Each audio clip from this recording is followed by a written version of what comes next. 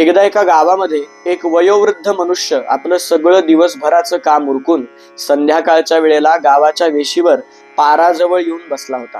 हा बसलेला निवांत माणूस बघितला आणि एक पांथस्थ ज्याचं सगळं बिऱ्हाड त्याच्या पाठीवर होतं या माणसाजवळ आला आणि विचारलं की अहो, तुमच्या या गावामधली लोक कशी आहेत? मी माझं जुनं गाव सोडून आता माझं स्थलांतर करायच्या विचारात आहे, तेव्हा मला नवीन गावातली माणसं चांगली हवी आहेत. हा माणूस फार हुशार होता आणि म्हणून त्यानं या पांथस्थाला विचारला, अहो, तुम्ही आधीच्या गावात ज्या राहत होता तिथली माणसं कशी होती? त्यावर या पांथस्थाने उत्तर द्यावं, अहो, तिथली माणसं अतिशय दुष्ट, अतिशय दुराचारी आणि मला त्रास देणारी होती. सगळी नुसती भांडायची माझ्याशी. त्यावर या माणसानं उत्तर दिलं, मग ह्या गावातली माणसं सुद्धा तशीच आहेत म्हणली. तुम्ही अजिबात या गावामध्ये येऊ नका. तो पांथस्थ निघून गेला आणि गंमत अशी झाली, थोड्या वेळानं त्याच रस्त्यावरती आणखी एक दुसरा पांथस्थ आला. ज्यानं ह्या वृद्ध माणसाला बसलेलं बघितलं, त्याच्या जवळ येऊन अदबीनं विचारलं, म्हणला, अहो आजोबा, या गावामधली माणसं कशी आहेत मला जरा सांगा. मी माझं सगळं बिऱ्हाड घेऊन आलोय आणि या गावामध्ये स्थलांतर करायचा माझा विचार आहे. माझं जुनं गाव मला सोडावं लागतंय.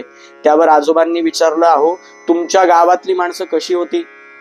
यानं सांगावं, अहो, आमच्या गावातली माणसं अगदी छान, प्रेमळ, अगदी मैत्रीपूर्ण सगळे माझ्याशी वागायचे आणि खूप छान होते, पण काही कारणामुळे मला गाव सोडावं लागतंय.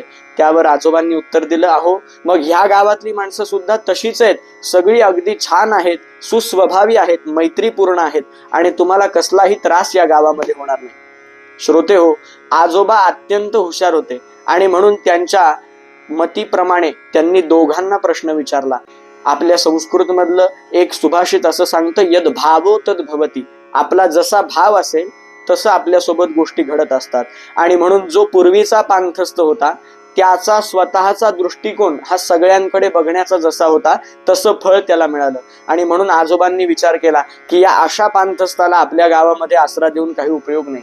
त्या उलट जो दुसरा मनुष्य होता तो मात्र सगळ्यांशी चांगल्या दृष्टीने बघणारा, सगळ्यांशी चांगलं बोलणारा होता आणि म्हणून त्याला चांगलं फळ मिळालं. थोडक्यात काय तर आपण या जगामध्ये वावरताना आपला दृष्टिकोन जसा लोकांकडे बघण्याचा असतो तसंच फळ आपल्याला मिळत असतं. आणि म्हणून आपण या जगाला काय देतो याचा आपण फार विचार केला पाहिजे, तर आपल्याला काय मिळेल हे आपल्या पदरात आपल्याला पडताना दिसेल.